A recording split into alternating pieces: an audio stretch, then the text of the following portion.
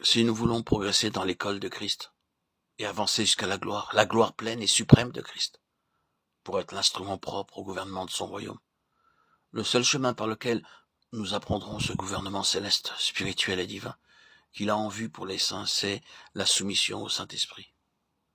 Ce mot de soumission est un mot très intéressant dans le Nouveau Testament. Je pense qu'on l'a plutôt malmené en lui donnant une signification fausse et déplaisante. L'idée que l'on se fait de la soumission est habituellement liée à une crainte d'être écrasé sous quelqu'un, d'être continuellement assujetti. C'est une idée de suppression. Femmes, soyez soumises à vos maris. L'on interprète cette parole par il faut vous mettre en au-dessous, et ce n'est pas du tout ce que veut dire le mot. Comment chercherons-nous à faire comprendre ce que signifie réellement le mot grec traduit par suggestion ou soumission? Écrivons le chiffre 1, ensuite nous écrirons suggestion ou soumission. Comment allons-nous l'écrire? Non pas en plaçant un autre 1 au-dessous du premier. Le mot signifie mettre à côté ou après. Nous avons ce chiffre 1. C'est le premier nombre, il est placé à la tête de tout ce qui pourra suivre. Ce chiffre 1 gouvernera tout le reste et donnera à tout le reste sa valeur. La soumission signifie que, en toute chose, il y a la prééminence. Nous venons ensuite et tirons de lui notre valeur.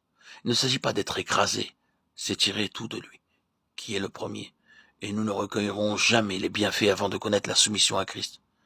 Cela veut dire que nous venons ensuite, que nous prenons la seconde place, que nous acceptons cette place où nous obtenons tous les bienfaits.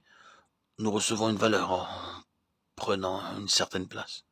L'Église n'est pas soumise à Christ dans ce sens répressif. Elle n'est pas mise sous ses talons, ni sous sa main de fer. Elle le suit simplement, elle marche avec lui, à ses côtés. Lui ayant la prééminence, et l'Église, son épouse, tirant tous les bienfaits de sa prééminence, du fait qu'il a, lui, la première place. L'Église est à la seconde place, oui, mais que nous importe une seconde place si nous recevons toutes les valeurs de la première, parce que nous occupons la seconde. C'est cela la soumission. L'idée du Seigneur pour l'Église, c'est qu'elle possède toutes choses. Mais comment les aura-t-elle? Non pas en prenant la première place, mais en se plaçant à côté du Seigneur et en lui permettant d'avoir en toutes choses la prééminence. C'est cela la soumission, la sujétion, la souveraineté du Saint-Esprit. Il n'est pas quelque chose de dur qui nous dépouille, qui nous enlève tout et nous écrase continuellement de sorte que nous n'osions bouger. La souveraineté du Saint-Esprit doit nous amener dans toute la plénitude de Christ, qui est la tête de son corps. Mais nous avons à apprendre ce qu'est cette souveraineté avant d'arriver à cette plénitude.